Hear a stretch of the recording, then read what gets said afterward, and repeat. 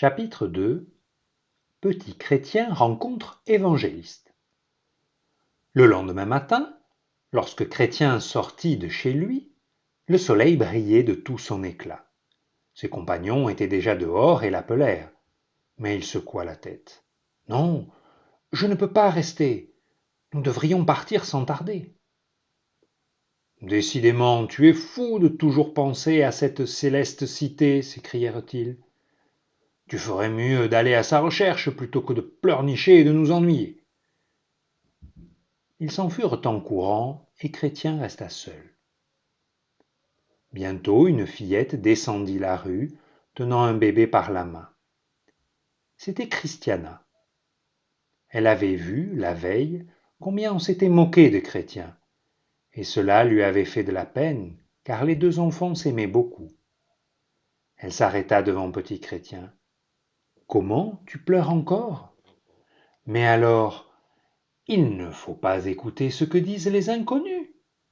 Si cela te rend si malheureux, allons, viens dans les champs, nous ferons un joli bouquet pour bébé. » Chrétien la suivit. Christiana était douce et aimable, jamais elle ne taquinait Chrétien. Cependant, elle ne voulait pas croire à ce qu'il lisait dans son livre et lui racontait ensuite. « Tu sais, lui confia Chrétien tout en marchant, il faut que j'aille auprès du roi, parce que je porte un fardeau que lui seul peut m'enlever. »« Où est ton fardeau ? » demanda Christiana.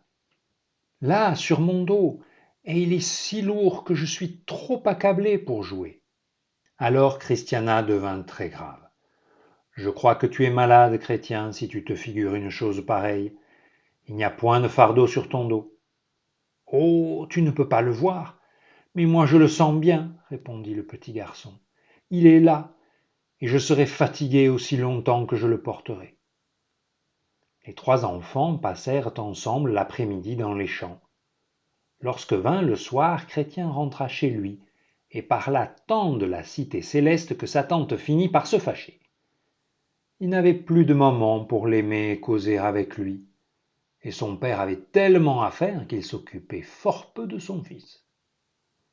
Petit Chrétien espérait que le lendemain il rencontrerait de nouveau Christiana, mais lorsqu'il sortit, il ne la vit pas. Elle était retenue à la maison. Quant à ses camarades, ils ne s'inquiétèrent pas de lui. « Ce n'est qu'un nigaud, critiquèrent-ils, et il nous empêche de jouer. » Il fut donc abandonné à lui-même. Il erra dans la campagne et finit par s'asseoir tristement au bord du talus. Au bout d'un instant, il entendit des pas près de lui et, relevant la tête, vit un des inconnus se diriger vers la ville de destruction. C'était Évangéliste, un homme à la figure sympathique. Évangéliste connaissait un peu Petit Chrétien et s'arrêta pour lui parler. « Pourquoi pleures-tu ? demanda-t-il, car les yeux de l'enfant étaient pleins de larmes. Le son de cette voix si douce consola aussitôt Petit Chrétien et il raconta ses chagrins à son nouvel ami. Il lui confia combien il désirait obéir au roi. Mais chacun se riait de lui, et même sa tante et Christiana ne croyaient pas qu'il y eût une cité céleste.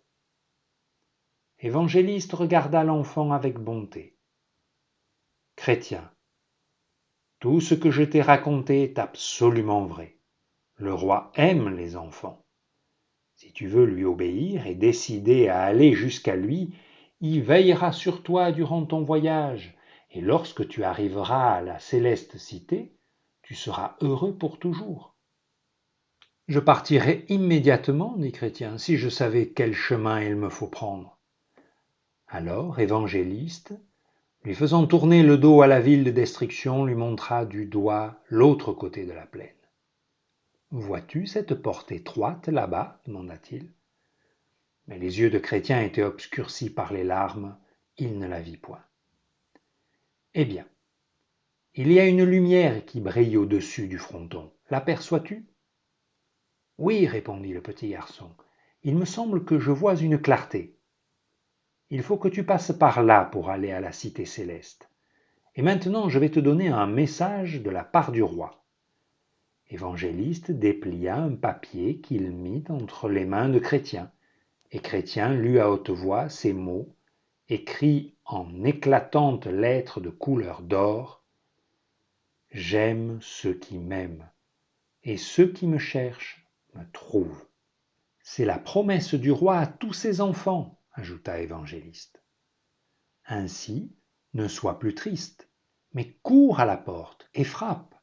Un des serviteurs du roi t'ouvrira et te dira ce que tu devras faire ensuite.